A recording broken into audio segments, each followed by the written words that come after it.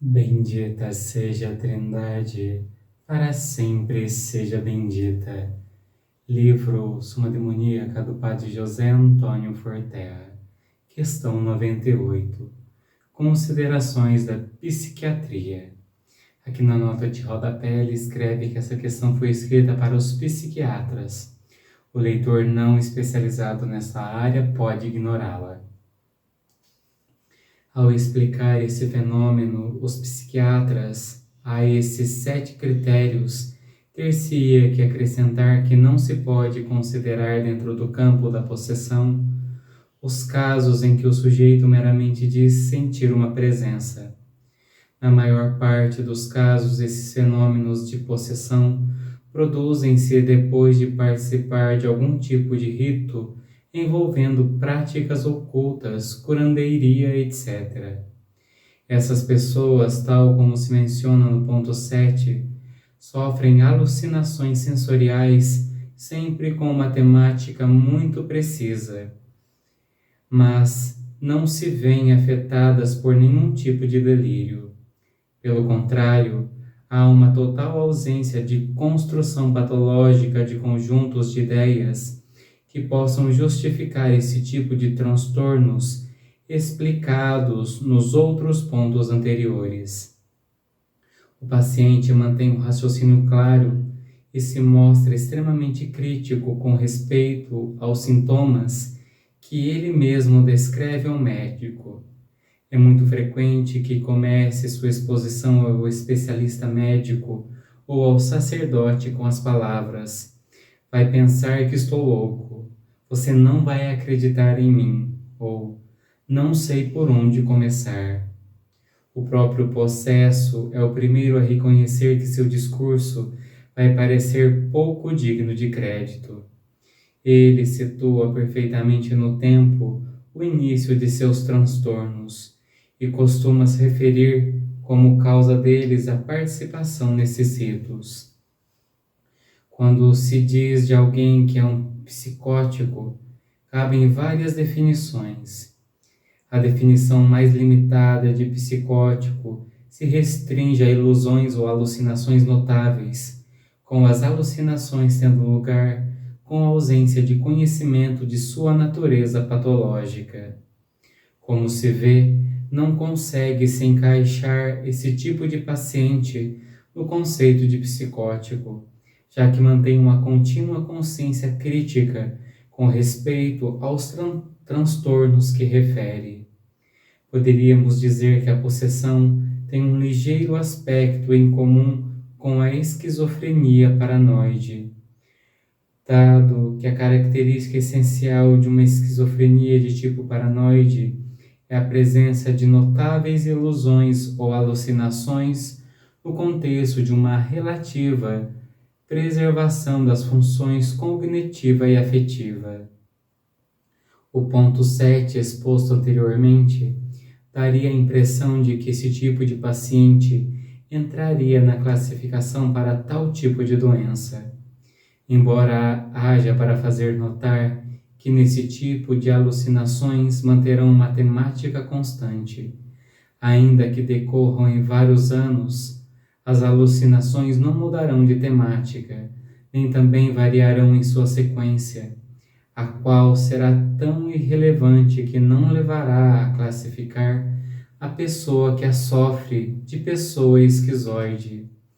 Neste tipo de doente, essa patologia alucinatória em nenhum caso deriva para o delírio.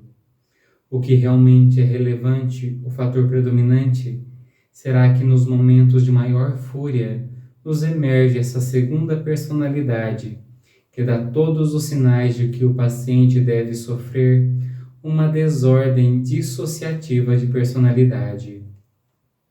A presença de uma identidade diferente que toma controle sobre a conduta da pessoa entra plenamente na descrição dessa patologia da dissociação. Essa segunda identidade sempre aparece com traços mais fixos. Falará com raiva, com ira, expondo um grande ódio para tudo que for relativo à religião, além de falar com expressão facial manifestando uma grande tensão. Em alguns pacientes, essa segunda identidade é loquaz, em cujo caso manifesta uma grande insolência em seu vocabulário e expressões blasfemas.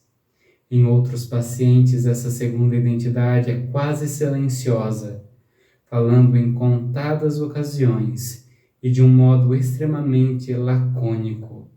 Suas intervenções carregadas de ódio e tensão têm em comum com o tipo anterior o fato de que a voz muda por efeito dessa ira contida. Falando da generalidade das patologias de personalidade dissociativa, nesses casos, o paciente assume um segundo papel de modo inconsciente e fruto da profunda assimilação inconsciente dessa segunda personalidade, pode vir a prontitude e coerência das respostas adequadas. Mas há que se fazer notar que nos doentes de possessão, essa segunda identidade sempre apresenta os mesmos impulsos, ainda que divida nesses dois tipos citados, personalidade loquaz ou muda. Quais são esses impulsos? Essa segunda personalidade manifesta-se exclusivamente nos momentos de fúria, que produzirão amnésia de tudo o que foi dito e realizado durante essa crise.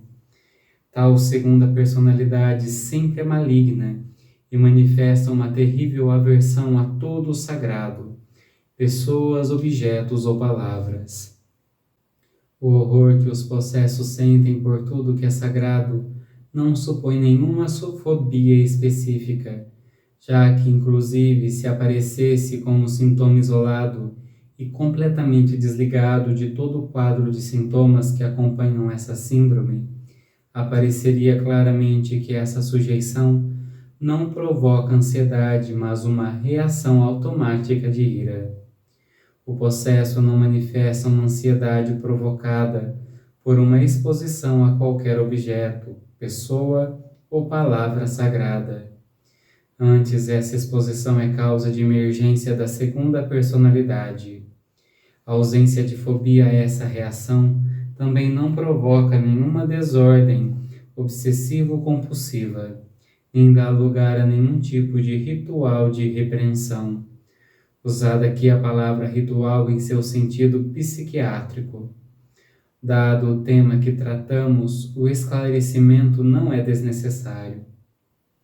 O pensamento em todo momento, salvo nos momentos de transe, é claro, e essa é outra característica que costuma chamar a atenção dos especialistas que atendem tais pacientes. A clareza de pensamento, a capacidade de autocrítica, coexistindo com os traços patológicos, que por sua gravidade deveriam implicar uma evolução para uma profunda desestruturação da personalidade e o raciocínio. Recapitulando, se um psiquiatra não soubesse nada de possessões ou sintomas que observaria num possesso típico, levar-lhe-iam a ver nele uma desordem dissociativa da personalidade que provoca alucinações sensoriais escassas, uma aversão aguda ao sagrado, junto com agitações próprias de uma crise histeriforme. Como se vê um complexo conjunto de sintomas, todos eles no mesmo sujeito e se manifestando com simultaneidade.